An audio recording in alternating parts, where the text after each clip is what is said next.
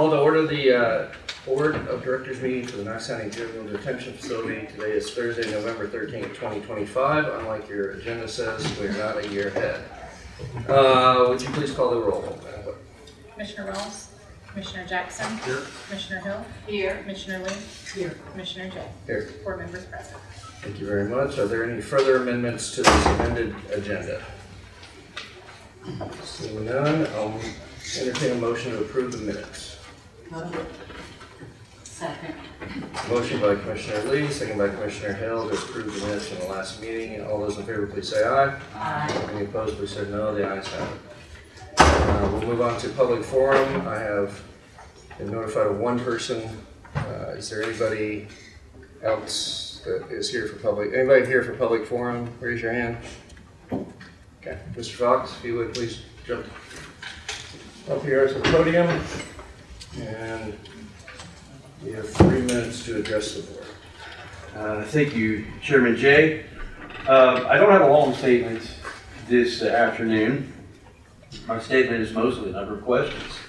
I will note that there is cognitive dissonance between what Chairman Jay and Mayor Jacobs said about the juvenile court facility, or the juvenile detention facility, I'm sorry, and what our former manager, Brian Nivens, had to say about the facility. So we have cognitive dissonance here. And I'm not accusing anyone of misrepresentation, but I am I am perceiving misunderstanding. And so there are a number of questions that I think need to be addressed. Number one, what are the 16 problems that have been rectified? Manager Nivens said there were 16 problems that have been rectified. 76 that still have yet to be addressed properly. So I'd like to know what those are. I'd like that to be quantified. What promises were made and not kept? That's the specific accusation that Manager Nivens said. He said the county leaders made promises that were not kept. What are those promises?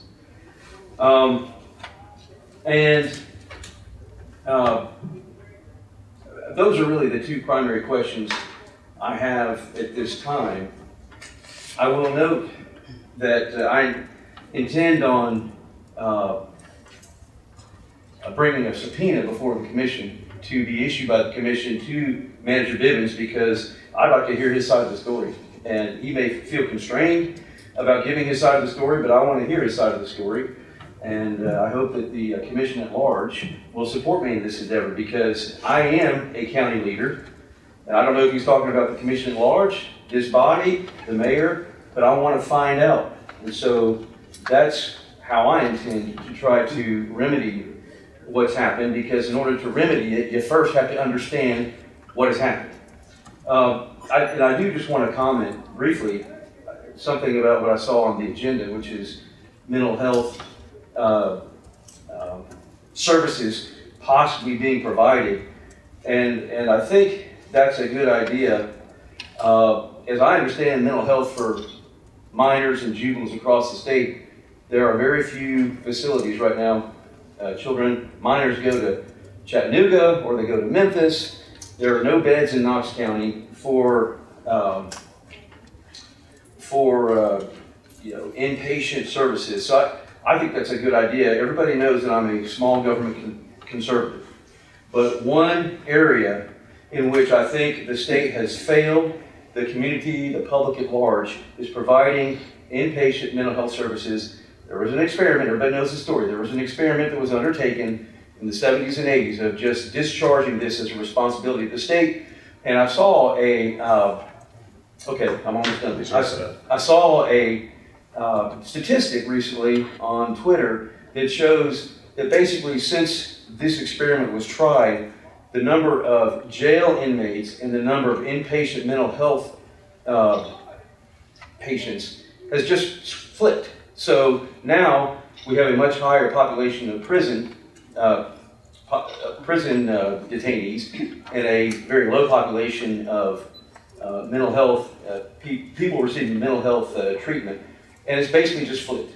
So I think that says something. So I am very interested in hearing that. That's my statement. Thank you. Thank you very much. Is there anyone else here from public forum?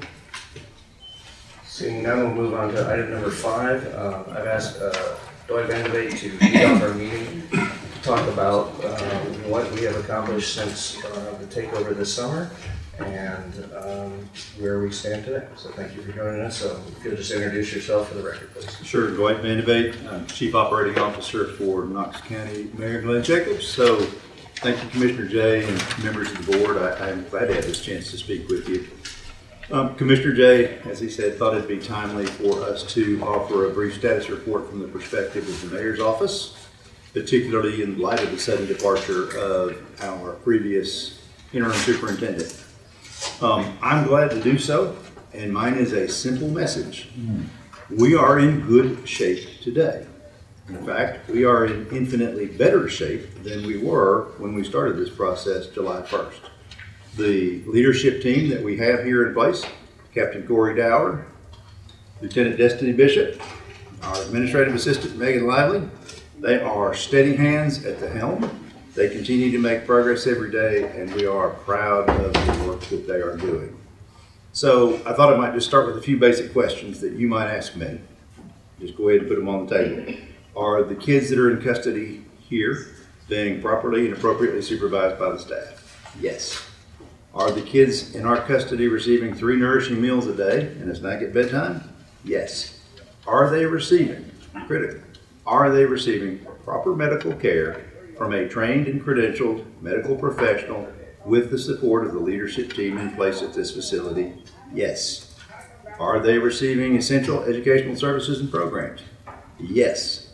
When they have court appearances here, are they being moved to and from court safely and in a timely manner? Yes. Do they have expanded visitation opportunities, more opportunities for family visits than they had previously had, which is a critical part of keeping these kids stable and helping them in the time that we have them in our custody? Yes. Are they now allowed to have family photographs in their room? Yes. Previously they were not. If you want to isolate a child, put them in a room, take away any of their personal effects, including family photographs. What purpose does that serve? That has been corrected. I mean, I can go on and on with a list like that, but I'm going to stop here just for the sake of time. I do think it's important to sort of think back a little bit about where we started. When the mayor's office and this board took on responsibility for this facility, and by the way, thanks to all of you for doing so. You didn't have to do this, nor did the mayor. None of you have any statutory responsibility to do this, and you did, and we appreciate it. It is complicated, difficult work. And again, all of you stepped up to do this, and we are grateful for that. When we got here, employees at this facility were not being trained. There was a theoretical or hypothetical on-the-job training, but with no formal training program, no curricula, no training records, nothing. That has now been corrected, and both the incumbent staff that remain and the new staff that are being recruited are being properly trained. In the weeks prior to the mayor and his staff stepping in, there were times, too, where staff at this facility had to call the Knoxville Police Department because they could not get kids to return to their room at bedtime. And ladies and gentlemen, that is a loss of control of the facility, and it just can't happen. I'd venture to say, Captain Dower, Lieutenant Bishop will tell you it won't happen again with the employees that they have here now, the training that they have and the protocols they have. No job descriptions. No job descriptions. No supervisory structure. We had 54 correctional officer positions, all like this, and then 2 supervisory positions. Facility superintendent, Mr. Bean, and an assistant superintendent, Tammy Klein. And then this remarkable 54-person horizontal organization. Any of you know that doesn't work. We are fixing that. We now have job descriptions for the majority of the positions here that are either complete or approved by our team in HR and hearing completion. Employees were not on the Knox County payroll and benefit system. Records, of which we could find very few, were all on paper. Employees were actively discouraged from having direct contact with Stephanie Candler and her staff, and instead encouraged to have contact only with the assistant superintendent. No reason for that. With support from Stephanie and her entire team, Marcus Kennedy is here with her. All the staff is now properly incorporated into the Knox County Human Resources and Benefits System. We can track their annual leave, we can track their sick leave. They have direct access to the benefits personnel. There's no reason for them to have to go through a gatekeeper here. They're county employees just like anybody else. They should be able to call the benefits department and ask about their benefits, and they can. When this board and the mayor first stepped in, medication and healthcare were, quite frankly, nearly a disaster. Old prescription medications found in filing cabinets, medications that should have either gone out the door with the child when he or she was released and handed to their parent or guardian, or should have been disposed of, not stuffed in a filing cabinet to be found months later. Personal property from kids who had long since been released, stuffed in file cabinets, not returned to them. Today, thanks to the work of Kevin Parton, and in particular a lady named Ashley Ellis, who's our nursing supervisor, cannot say enough about the work Ashley has done. The staff nurse, who has been doing great work for us, just great, has improved technology. She has proper facilities for medication storage and management, and she's able to maintain the children's health records in a HIPAA-compliant format. I should mention my colleague Kevin Parton. He sent nurses over here for, I think, a month, potentially, maybe a bit longer. And these were important to understand. These were all nurses who already had jobs. Okay, we don't have staff sitting around doing anything. So Kevin managed with Ashley Ellis as nursing supervisor to figure out a way to send these nurses over for a period of months to just help stabilize that whole part of the equation. Kevin also equipped her with iPad and Wi-Fi in the medical unit so that she can, again, record the kids' conditions and medication and things like that. Just good work. Thanks to Kevin. I mean, again, in the interest of time, I'm not going to go on. And for our part, we are forward focused here. The facility is being properly administered. The kids are being properly cared for. And most importantly, we're not sort of in that fragile state we were months back when we had the initial leadership change. Always honest with you. There is much work to be done, but thankfully we have, and all of you have, this blueprint, which I didn't label, which is Jim Hart's C-Task report, but it is a great roadmap for the future and what this facility should look like. The last thought I have is, as I wrap up, is just, I would just encourage you, as you think about this process, this facility has been here 50 years. This is a marathon and not a sprint. So I would just encourage you, as you think about implementation of this report, these improvements, and likewise for Commissioner Fox, who will be voting on these things in his commission capacity, think of these in terms of 3 to 5 years, not 3 to 5 months. Just the physical plan improvements alone just actually take time. And so have a long-term view, but be encouraged by the fact that we are in better shape than we have been in ages. We've got a good team at the helm. We're going to continue to build this organization, and we're proud of the work that's being done. Thank you, Mr. Vanderbeek. I also want to give an opportunity to Judge Irwin to sort of stay in the same line and give a report from the judicial side and from the corporate side.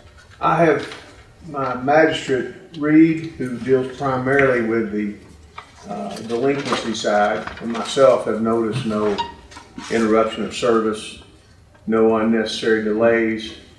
We have had a glitch or two early on. We got straightened out.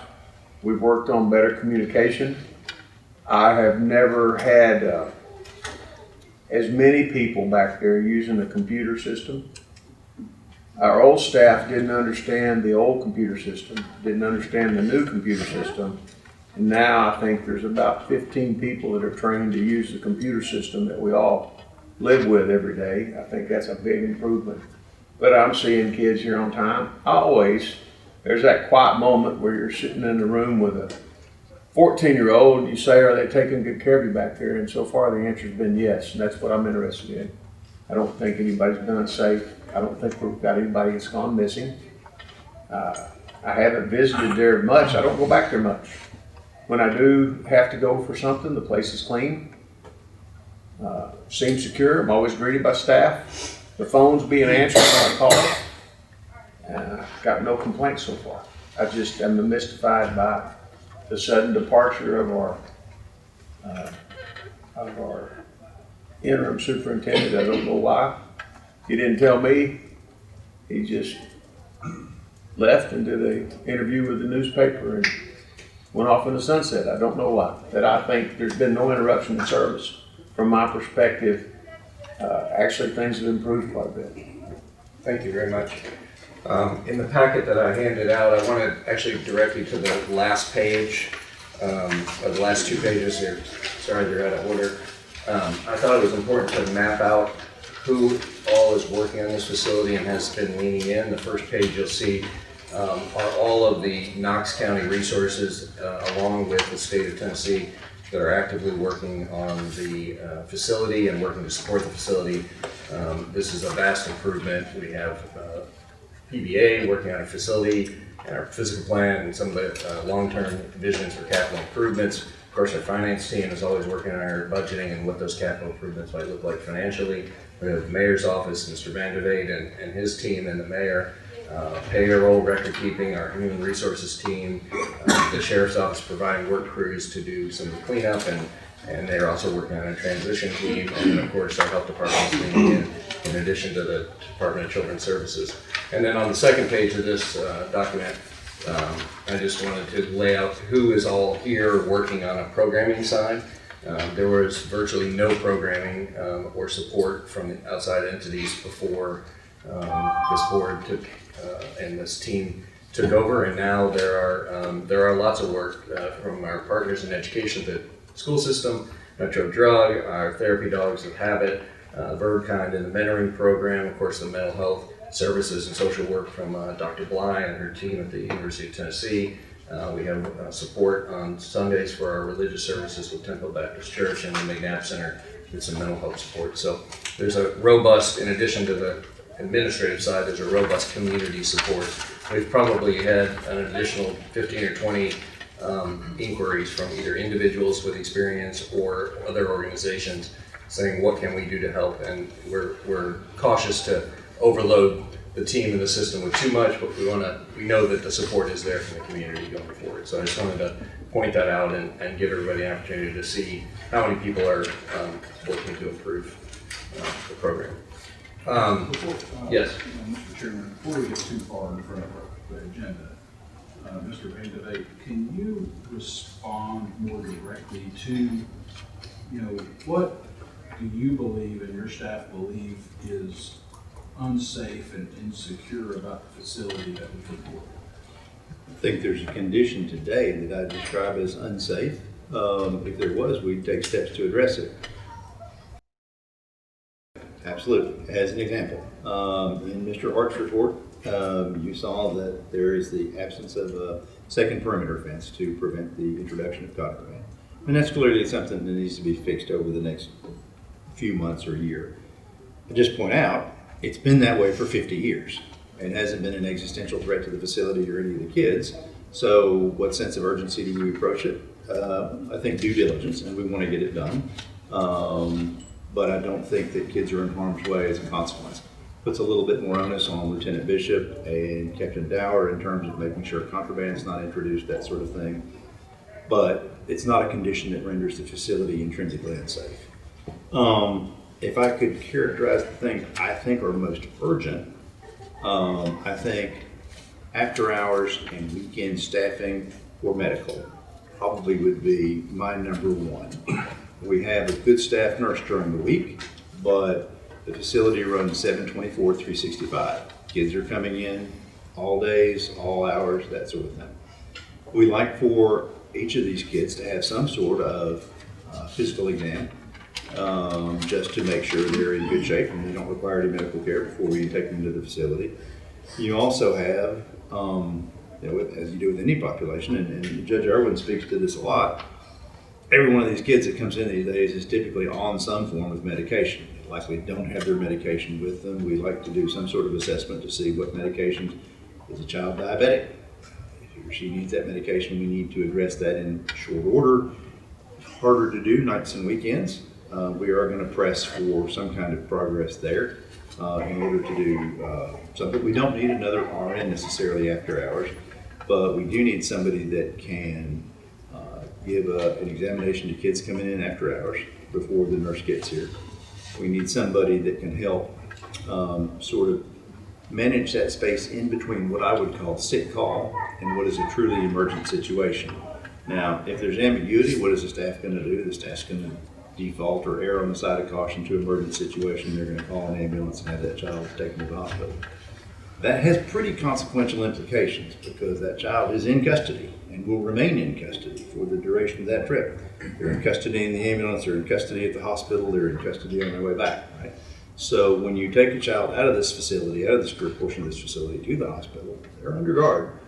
If it's staffing is lean at night, that has some implications. So if we have somebody who is able to properly assess that child and say, this child has indigestion and not appendicitis, then we can avoid that hospitalization, we can avoid all the risks that are entailed with taking that child out of the facility and that sort of thing. So I think my most critical need that I see in my conversations with the staff is somebody to do night and weekend health care.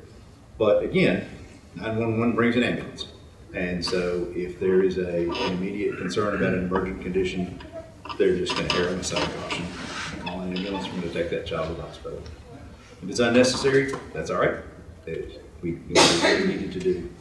And I think that's probably our most emergent need, or our most urgent need is after hours health care. And I want to add one more thing to that. This board got the report from CTAS 2 weeks ago, the team as well. And we are going through the 90-something pages, 98 pages of recommendations. A lot of them have been addressed through policies, procedures. Most of the things that the team has already put in place is, we were doing that before the report came out. And so, yes, I'm sure there's a checklist and, taking through this. The report doesn't mean that every single thing has to be done. These are recommendations. And so it's not, it's not the Bible. It has to be done. It's a matter of going through and trying to make this facility as best as possible. And then some of the capital needs are going to have to be figured out on a much bigger scale. I think that from a capital perspective, the biggest need is a new and modernized camera door and security system where people badge in and out, people have certain access in and out. We have a robust system of cameras that watch every part of the facility and every person. And that is so antiquated. It has to be a brand new system, which if you had the money today and you ordered it today, would take 18 months to go through the process and implement. So this is going to be, that's probably the biggest issue. But we have cameras and we have security and we have keys. We just need to modernize the facility. So you mentioned that there's a checklist. There will be. I mean, part of it is how much of this report do we take as absolute, but yes. So to Commissioner Fox's question, what are the 16 problems that have been rectified? Do we know what those 16 are, or was that just kind of a number he just? I think Mr. Bivens probably just came up with that number, but I would rather give the team some time. Again, we've only had it a couple weeks. The team has not yet sort of walked through the whole or the entire recommendation and said, here's things we've already done, here's things we're going to do in the next quarter. I would like to give them a little bit more time to come back and actually do that in a comprehensive way. I actually had a phone call in to Mr. Bivens last week to schedule lunch to discuss, and I said, this report, and my recommendation to him, as I'm going to make today, is we need an Excel spreadsheet of these are the things that we need done in the next 0 to 90 days, 90 days to 6 months, 6 months to a year, and then just report back on that, because I've managed some complex projects, and you can't do it all in 90 days, but you prioritize, and you also, if you're going to renovate a building, you don't renovate it in 30 days. It takes time, funding takes time. I was just going to meet with him. What I'd like to see in the future is a spreadsheet, just here are the things that we're working short term. These are like priority 1, priority 2, priority 3. And, what's our time frame on it? So that way we can, as a board, we can monitor, the progress. Yeah, sure. I think that could be done by the next board meeting probably. Some of that is going to provide pretty near-term gratification. I know off the top of my head, an absence of job descriptions. Well, that's largely corrected as we sit here today. Cameras, 2 years at the minimum probably by the time funding is obtained. by the time you source the vendor, by the time the vendor has an opportunity to come in and actually do the work, those sorts of things. So we might even look, Mr. Jackson, at sort of dividing this into operational and capital and do two. And I think that will make it a little clearer for the board and the balance of commission. Commissioner Hill? I like your idea of spreadsheet. That was a conversation I was just having with myself earlier. The CCAS report has been put out publicly, so anyone that has any questions about what the deficits might be can certainly access the CCAS report to see. And it's very end, it's about 16 pages worth. I spent some time going through these as far as the 16 or 18 that are claimed to be rectified. I actually probably reasonably argue it's been many more than that have been rectified. A lot of them, Dwight was very thorough in going over because they related to the fact that these officers had no training. I mean, they just basically got on-the-job training, and there was no formalized training. There was no, certifications for them. Again, the job description, there was no chain of supervision. Records across the board were virtually non-existent. I mean, when you get a report and it says the facility's essentially frozen in time, that it just isn't something you can fix overnight, but certainly immediately many of those were reported. And many of the problems listed also had to do with the healthcare, which you have addressed very eloquently. So that answers our speaker's question about what are the problems, what has been addressed, and please refer back to the CTAS report. As far as talking to dissidents, I just would like to remind this board that our former superintendent was here 3 weeks ago and reported to us that things were in good order. Things were progressing well. There were no safety issues, and there were no specific requests made at that time that was anything beyond the scope of what was already in the plan anyway. So, what happened in this last 3 weeks is not something I can even address, but it is certainly not a widespread cognitive mismatch of minds. It is simply a leadership position that resigned, and it's really a small bump that we're already over, and we're moving forward. And that would, I want to point out two things. One, in your packet of information, you have 2 additional reports. One is a memo from the captain and from the executive side that outlines what are the facility improvements, administrative and operational enhancements, and other elements that have all been done to date. And then there is a sort of November report that comes every month when we do these board meetings. So I won't go through those in detail, but I think both show significant progress. We should also remember that the organization as a whole is bigger than any one person or any number of people. We operate for the benefit and for the safety of the children in our custodies, for the court that adjudicates them, and for the facility as a whole. And so, regardless of whatever personnel issues we have or might have in the future, the goal is to get to a point where we can continue operations just as we would do with any Knox County government department. If any director were to leave, we would continue to do the work on behalf of the people, and so that should never change. I do want to move to number 7 and welcome Stephanie Candler to our podium. She's the Director of Human Resources for Knox County. I do think some of the frustration has been voiced before and was voiced by Mr. Bivens about the ability to hire. And I want to have her walk through this next section of your packet here where it says human resources challenges, to really understand why are we facing these challenges financially and logistically, and what led to today. We know path forward, but we want to make sure we understand it. So thank you if you'll just identify yourself for the record. Yes, Stephanie Candler, Senior Director of HR and Benefits for Knox County. do you have questions on this, or do you want me just to? I think you should walk through it if Okay. possible. Okay. So, if you've ever met an HR director, first of all, we don't promise anything. That's kind of against our code of ethics. The Juvenile Detention Center, we do HR for in terms of processing paperwork. We always did that before. We continue to do that now. We are the custodian of record for the centralized personnel files. They didn't send those to us previously, like you said. They are now under our custody. We've been working an inordinate amount of time, I would say, on this since July 1st. And like Dwight also said, we also have other priorities and obligations. We do run all of the departments under the mayor's org.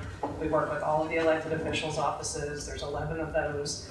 We work with our county commissioners, and we do all of the paperwork processing for the county. We act as consulting, advisory services for the elected officials that have their own handbooks, but our benefits team provides benefits and support for the entire almost 3,000 employees that we have under Knox County's umbrella, including some of the city's joint ventures. So this has been a challenge from the beginning, obviously. When I will say,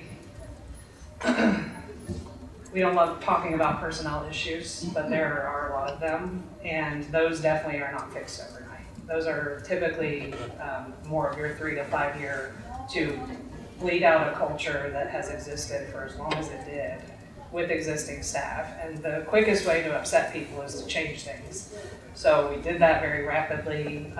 That caused a lot of anxiety, and a lot of complaints started to come into my office immediately. We did receive complaints previously about the old administration, and we always tried our best to address them with the authority that we had, which was not much under the former structure. With the new structure, we've taken every single complaint seriously. A lot of it is hearsay, a lot of it is he said, she said, a lot of it is history from previously. But the things that have been brought to our light, we've worked through with every single individual. We've worked through with the administration, and they have been fully transparent. And I think we have definitely, the one thing we probably have provided that we offered, not necessarily promised, was support, full support. We've actually asked to be involved in more things, just because we want to be able to be at the table, be available, answer questions. We have a lot of knowledge on how the county runs, how these things should go, but change management is difficult, and that's kind of what we've been facing over time. To clear up some of the leave stuff, I'll just go through, I guess, the bullet points. And I'll back up a little. Some people have said, why didn't you just ask the employees how much leave they had and go with that? They didn't know. That was actually what brought this to our attention to begin with. They were asking how much leave they had. And it was not kept in real time. It was not updated in real time. It was not calculated anywhere. It was not provided for them. We didn't even have any documentation of how much their accrual should be. So they claimed to have separate policies than the county's base personnel plan, which they didn't have any documentation of to show me and had never shown the employees. So we started inquiring into all of this in anticipation of the administration leaving. In one inquiry with the former assistant superintendent, it was discovered that pay was actually being docked when employees were out. And I said, what do you mean docked? And they said, we just don't pay them. Well, they're still accruing annual leave. If you're not sending it to payroll to be used, then it's just sitting there. And we're just paying them half of a paycheck instead of using the leave that was available to fill those gaps. And that does not happen in any other county office to my knowledge. If we actually mandate the use of leave, if you have it, you have to use it. We mandate the use of it during FMLA time. People ask all the time, can I save it, can I bank it? It's in our handbook that you cannot, and so we don't allow that. So we do have policies, and now all of those apply to these individuals as well. Annual leave that we were told annual leave was being sent to payroll, but when we looked, it really was just being sent as regular hours worked. So if I'm in a court of law trying to defend and say that such and such doesn't, they took time off, they took days off, the payroll record would show that they worked 80 regular hours. And so you can't really, there wasn't enough documentation to defend us saying, no, they had a bunch of days off, we knew they had time off. Even if you have those records, we sent it in as regular, well, the previous administration sent it in as regular hours worked, and that's how it's categorized. Internal time off records, like we said, were from various handwritten sources. They were incomplete. The one employee that I encountered that was very upset about the fact that it took weeks to get an update of how much leave was available when they were trying to retire. When we did start looking at how it was tracked internally, the records were, and some of the records were even hard to decode. It was written, there were like abbreviations for things that, again, there was no key or ledger to it. It was just all in one person's head, and they knew what it meant. And so they had one record here, you had time cards here that were sometimes conflicting with this record.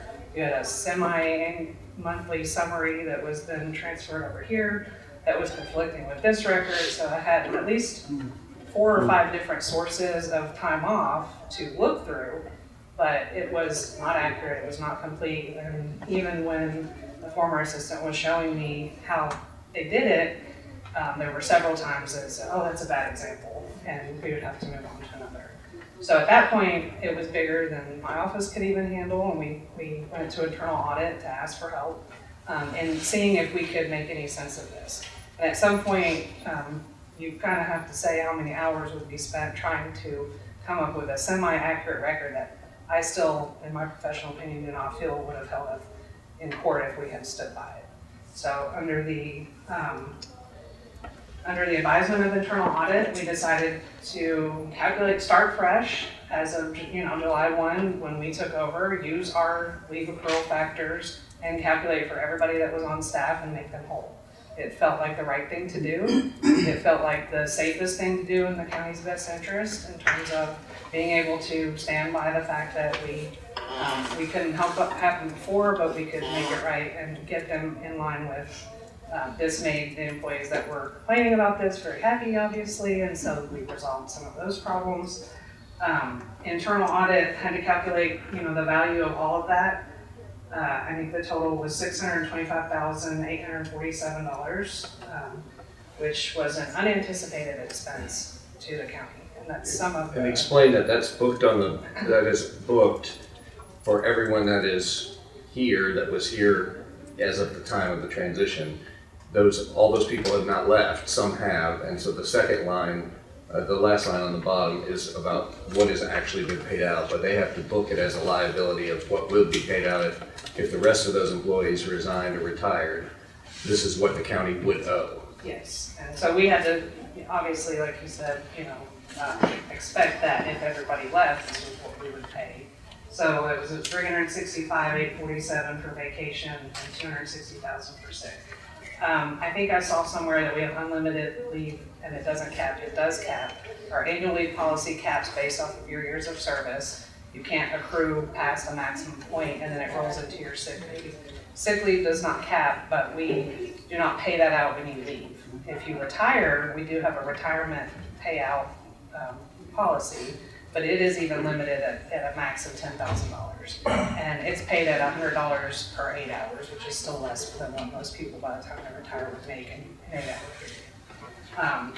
That has to go through an approval process, so, and then for the employees that have resigned since July 1, we've paid out so far $120,246. I was told that, and I'm aware that a lot of employees are using their leave, so that's good, because that actually reduces the original number. If they're using it, we're not going to be paying it out if they leave. They're now taking some time off. People have this available. That's what we hope continues to happen in the future. We encourage work-life balance, and we don't want anybody just working all the time. But I think in general, we have just consistently tried to chip away, and all of my staff will tell you, hiring more people does not solve all of your problems. You invite new ones, and sometimes those, when you hire new people into an environment that's already we understand to be in transition and doesn't have the stability, you in some cases set people up to be highly disappointed. It causes a lot of problems where sometimes they can just attach onto the groupthink and sometimes, yeah, this was not what I thought. I thought I was coming to work for Knox County and this place is a mess. So we still understand the need for supervisory structure. In no way did we ever say we wouldn't help with that. Marcus was actually emailing as of November 5th. Some of the issues we have is the pay for long-term employees who are already there is so high that in order to make the pay equitable for a supervisor, we have to go above what we would. And it is mismatched with the sheriff's pay. So pay is also as complex as people are sometimes. And these are not, I can say I've been through a lot of transition in the county. I have personally been involved in a lot of things that have changed around here. And this is one of the fastest transitions I've seen in my entire almost 10 years here. In terms of a good changes and good things. And the level of disruption that you typically have from employees with changes is a lot to handle, but it's not as much as you would expect with something so massive like the leadership change that happened without any kind of preparation. Even when people are prepared, change is hard, but when it comes out of left field, it's even harder. And so I think the staff and my team and everybody involved, like your worksheets show, have done a really good job to try to chip away at some of this. In an effort to, we worked this week to really put this documentation together. I wanted to, for full transparency of everybody that is reading this report or has this report, within this paperclip section, you have a list of every single employee. You will notice that there are several that are on FMLA, like Ms. Garner said that there's several that are taking time. So when we talk about the frustration of staffing issues, it's real. In addition, on that second page, there are 5 different positions that cannot be filled until the next fiscal year. We have approved a budget as a commission for this county, and this facility operates under that budget. And the last thing we want to do is go back to commission and ask for additional appropriations. So we are managing through this. Some of the frustration has been wanting to hire so quickly when we have said we have a fiduciary responsibility to operate within the means that we have, and we want to make sure that we try to manage through that and not just hire a whole bunch of people for the sake of hiring them.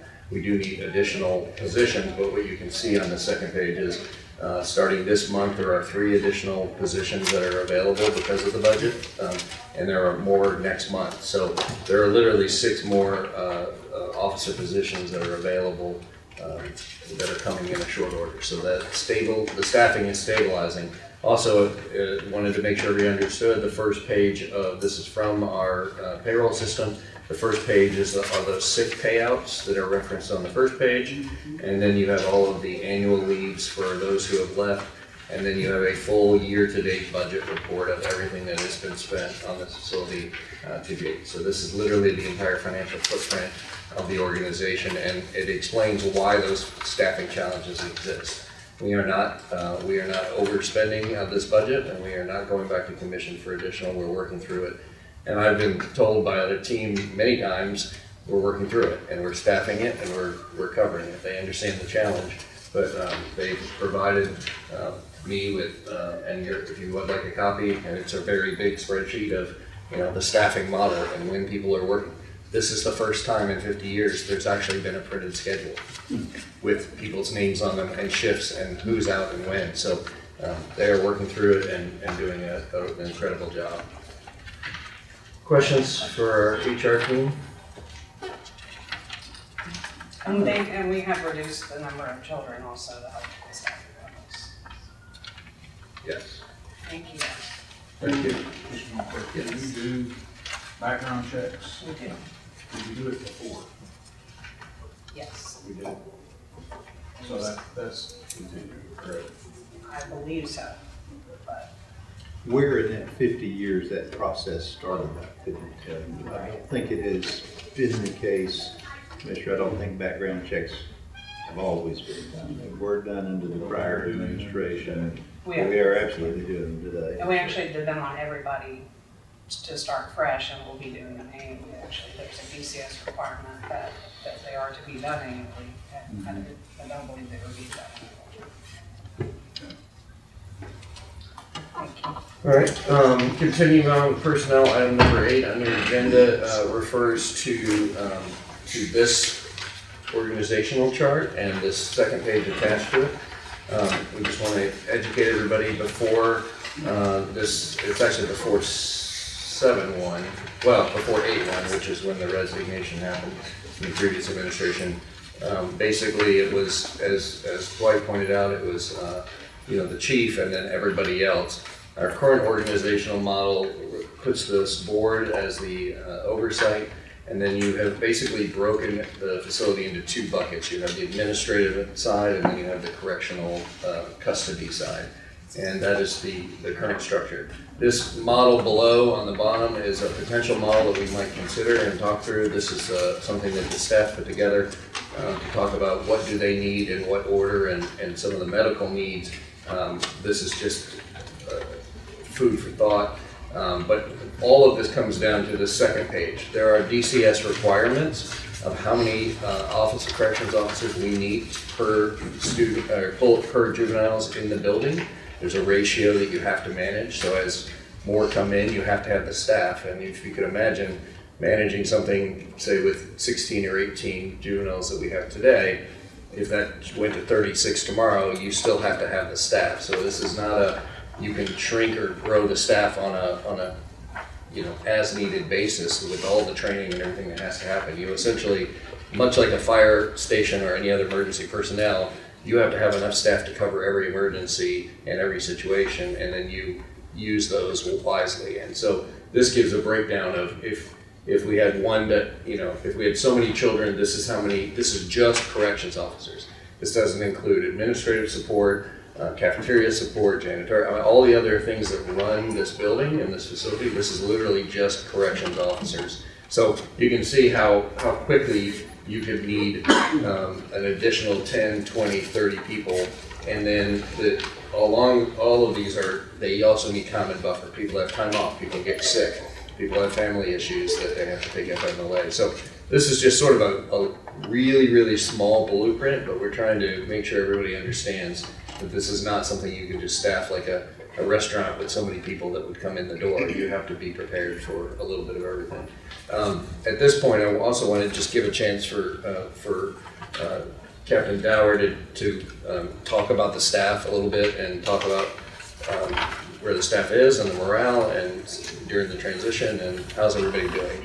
So if you would come up to the podium and just introduce yourself for the record, and maybe Ms. Lively, if you have some comments, you could join us as well.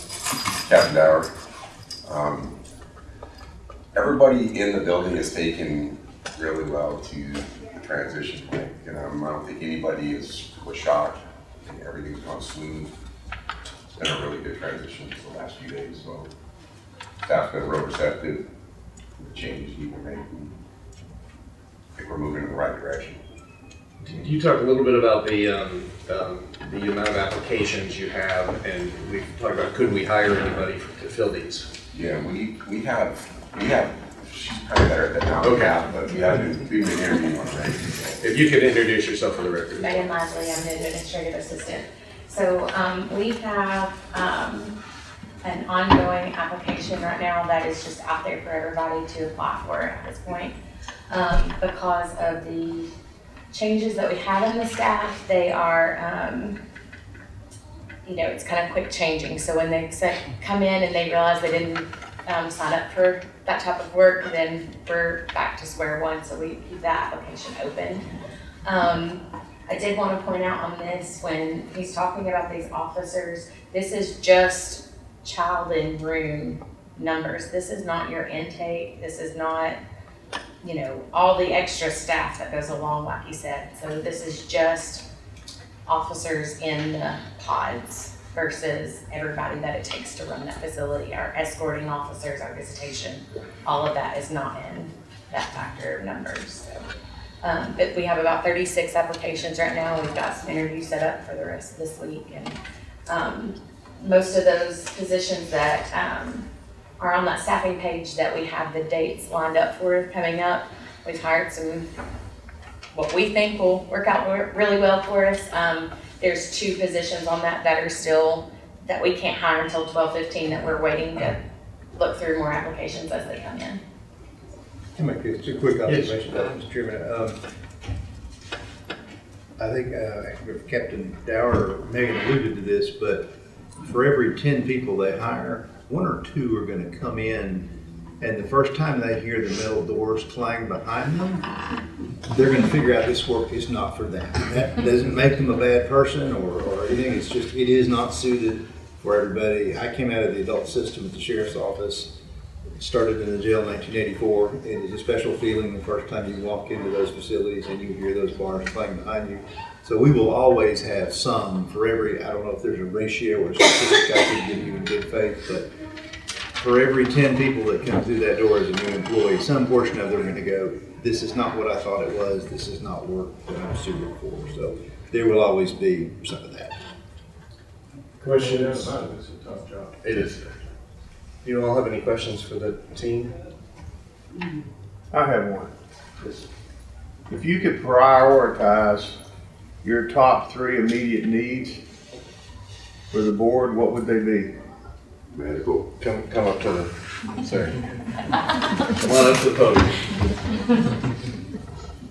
Top 3 would be medical, to have staff 24/7. And then, we're hiring staff right now, so we'll be a lot of our numbers up, but we need supervisors. We would need maybe 4 corporal positions. We did not even get to the sergeant position, just we had corporal on the floor to help out with some of the supervisory issues and training. And what's the third one? There's really not, there's most of the 2 things. Capital, just. Yeah, capital's always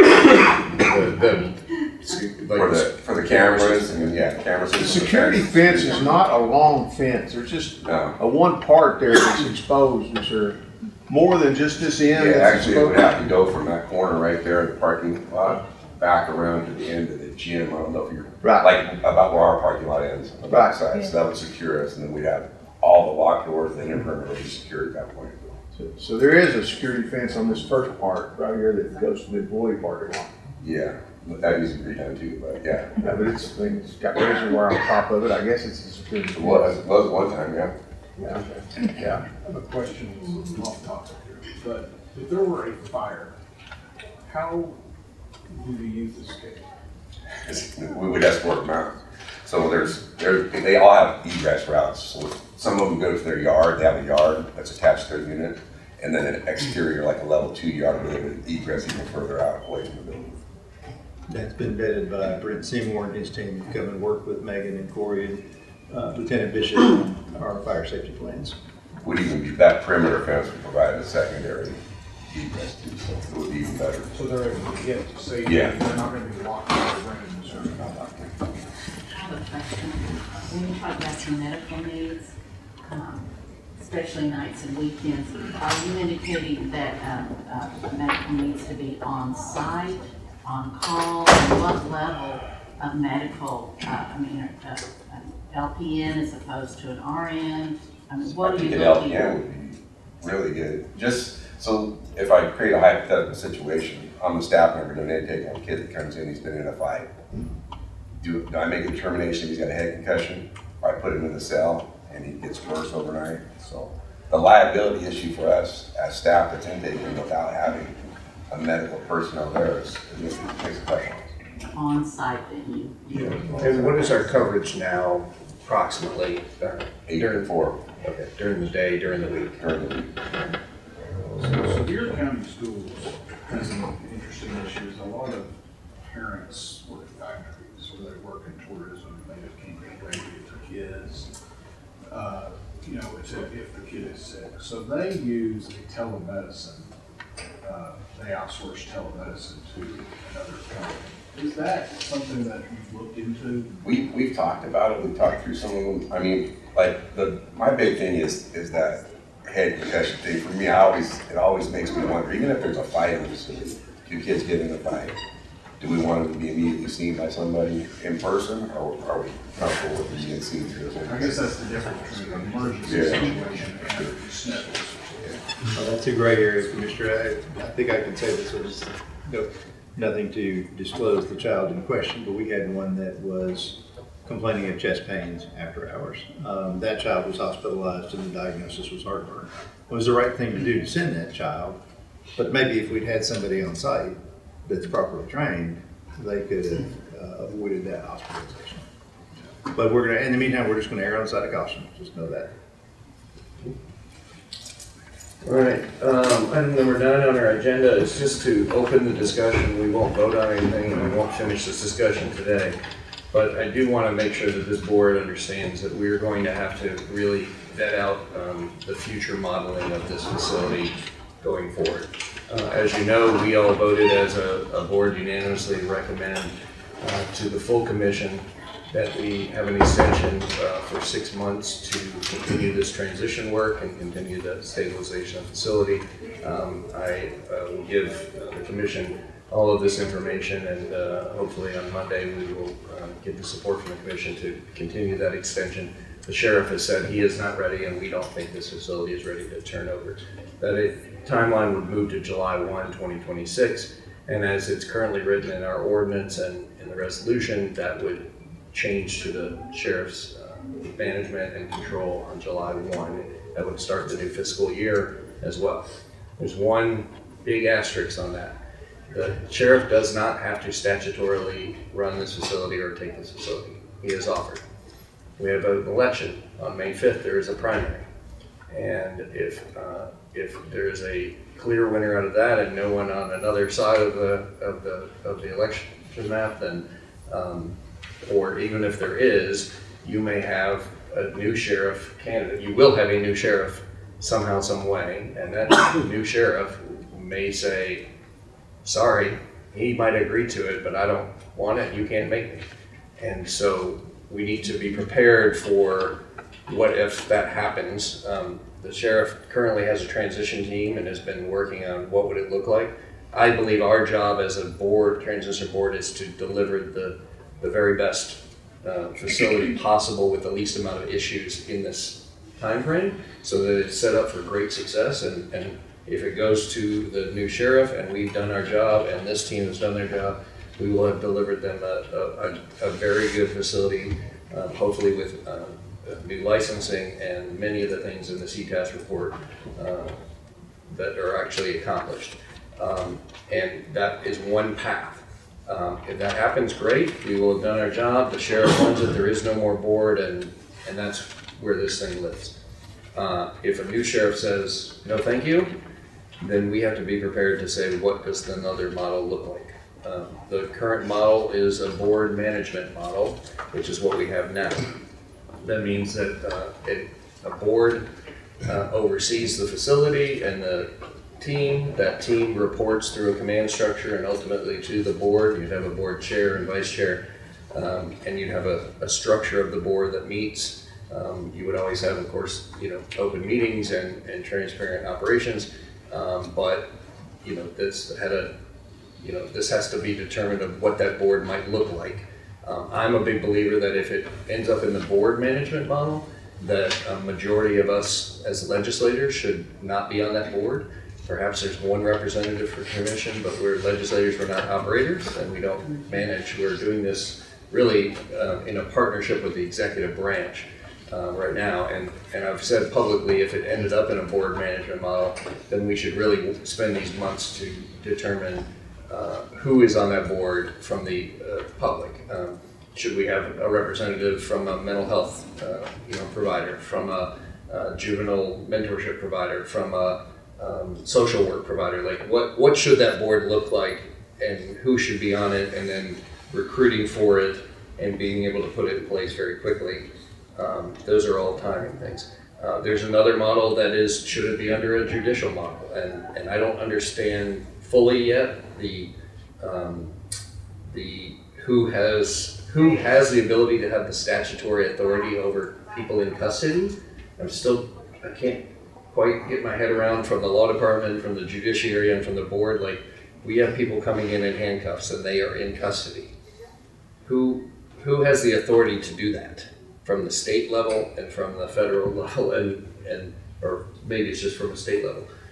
So I think we need to really understand, is there a model that all of this is under the judiciary of the court and has a board? So again, this is the next big piece of us to sort of map out, but I just want to introduce it today and sort of hear what your thoughts are, because this is I think the next phase of our work. I do have a question. I know there are many counties in Tennessee that don't have juvenile detention facilities. Is there anyone that says that we're required, I'm not talking about what we want or what might be best, but are we required by statute to even have this facility? No. I'm Is that correct? I'm not aware of one. What I would say is all the large counties do. Shelby County, Davidson County, Knox County, I believe Rutherford County has one, Hamilton County has one, and all the large counties do, but you're correct, Commissioner, many counties do not. But what that is brings that up big? a huge logistical issue on getting youth from, let's say, Campbell County down to Knox County. You know, I would say that would potentially increase the cost with all the transportation. Oh, and I'm not even suggesting one way or the other. I just am looking at this huge thing that we have facing us and wondering, you know, Just is this something that I'd the be state real, requires? I'd be real hesitant to trust, not that I don't have a respect for our neighbors, but I'd be real hesitant to trust anyone but Knox County kids but us. It's just a reminder, I sent this to Commissioner a while back, but it's probably been long enough that everybody's lost track of it. TASER has done a year-long study of juvenile justice and juvenile detention in the state. I think it's going to be fairly comprehensive. They will release or review the first version of it at the December meeting, and I'll send out a note to everybody. Prior to that meeting, you should be able to watch it online, but it is from Memphis to Mountain City, an examination of juvenile detention, both pre and post adjudication. Remember, ours is a pre-adjudication facility. And then in January, they'll. Can you just expand on that, just for everybody? Pre-adjudication, you are brought in pursuant to some form of charge of a delinquent act, and you eventually will appear before His Honor, and His Honor will render a verdict as to whether or not you have committed that delinquent act. If you have committed it and it's the adult equivalent of a felony, you would go potentially into state custody, into BCS custody. Otherwise, typically you're going to be released I think you have programs and services for post-adjudication, non-custodial detainees. So you'd be community-based corrections of sort. It gets tricky because you have to be careful. I will default, having come out of the sheriff's office, to the terms of art that are relevant to adults, and you really can't do that. So we always say youth detainee is actually the proper term of art. Convicted is not the term. Here's where the backup is occurring, and it's not quite as bad at the moment because we have worked very hard. So even after an adjudication where a kid was found to be guilty or pled guilty and placed in the custody of the State Department of Children's Services, nothing changed. They were still sitting there. The state wasn't taking them because they didn't have a bed. So we have not only our pre-adjudication kids, but our post-adjudication kids way over 30 days. I'd say 30 days was the average. I don't think it's the average right now, but it was the average. Magistrate Reed handles most of these on a daily basis, but I don't think I'm talking out of turn. It was 30 plus days we're keeping a state kid, and we're getting reimbursed for that, but we're keeping a state kid. I don't know where those kids are going now. Probably to some other detention center that's willing to hold them and take the money until they find a bed, but they're not staying here as much because we have asked them to help us by reducing numbers so we get fully staffed. And a lot of that will be answered in the TASA report, how the state proposes to manage that whole post-committal population, what their bed capacity is. The state only operates themselves. As far as I know, the state only actually operates one post-committal facility using state employees. All the others are operated by third-party contractors scattered across the state. It's a mess, candidly. It's just a mess. That's, I think, the reason that the General Assembly commissioned this study. But I think it'll shed a lot of light on our whole situation statewide come January. Yes, ma'am. Yeah. I have a question for Human Resource. Stephanie, how many people are on some type of leave that's never coming back, in your opinion? Was there several? Some? We have 4 that are on FMLA right now. 4 people on FMLA, you don't know if they're gonna come back or not. We don't know, but we owe them a time, they are Right. legally obligated to it. So that's 4 more positions that are not being actively used to supervise our detainees. And going back to our personnel model, I think that I would recommend to this board that we don't immediately repost for a director position. We have a command staff that's working well, we have an administrative staff that's working well.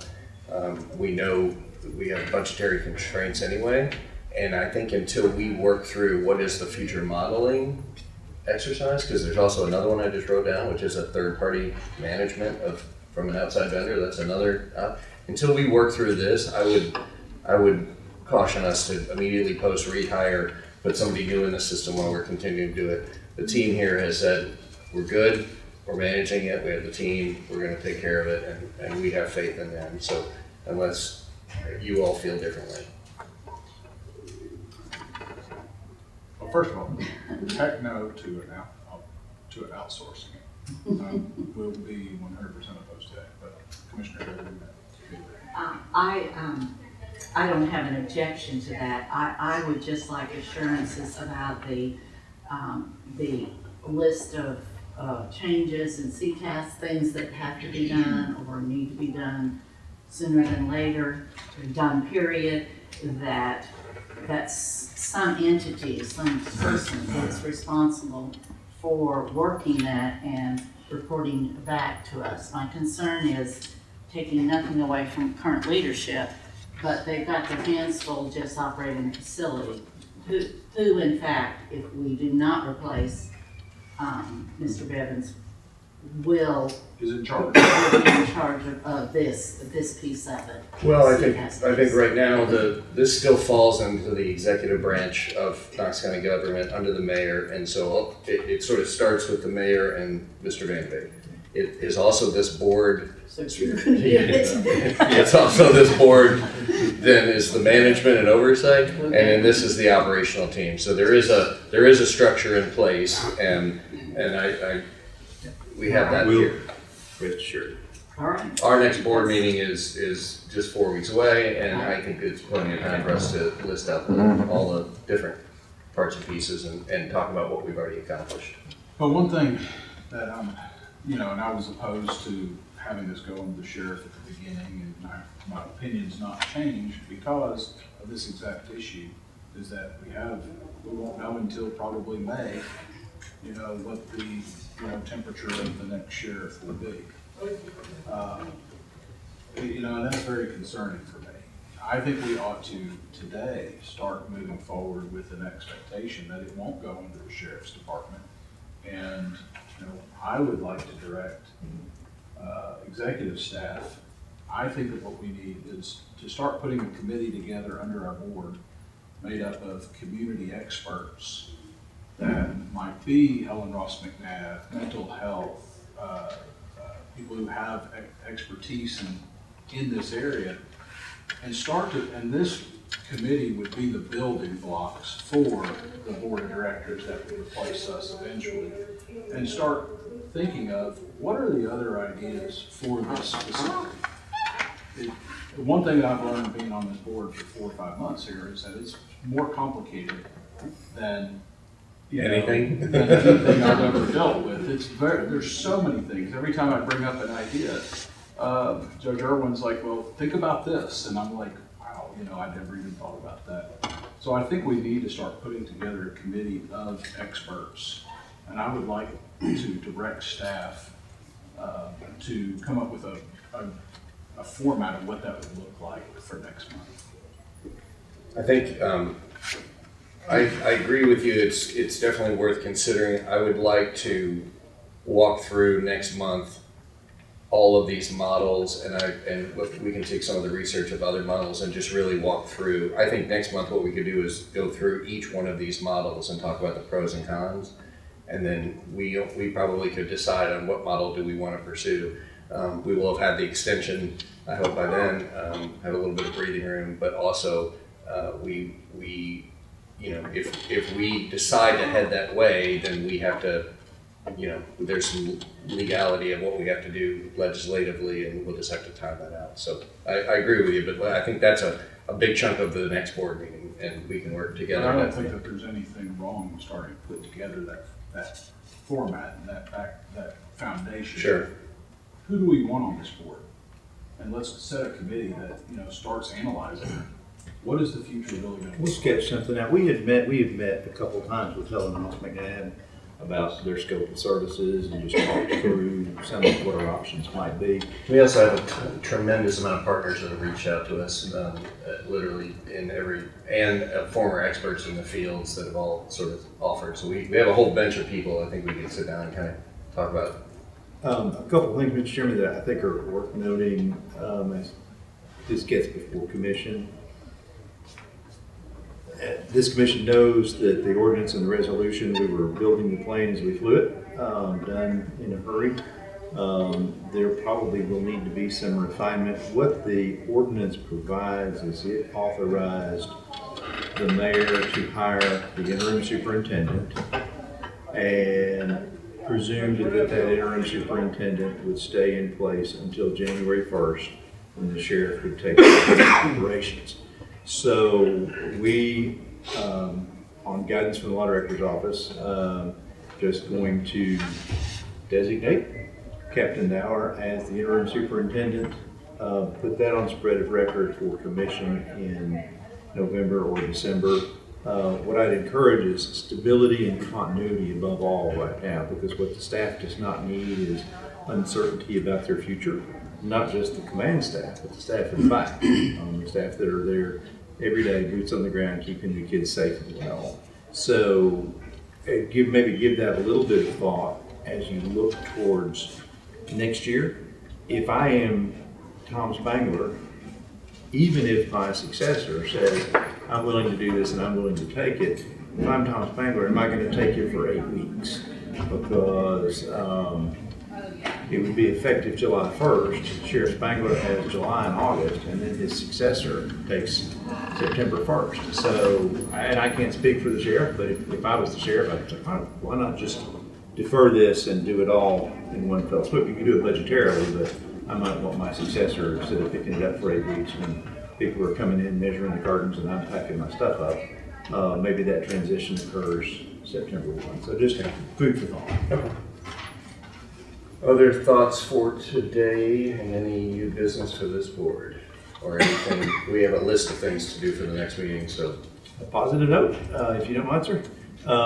Quietly in the front, our friend Lee Jones has been on loan to us extensively, courtesy of Judge Irwin. Lee's an IT guy who's made just amazing good things happen for us.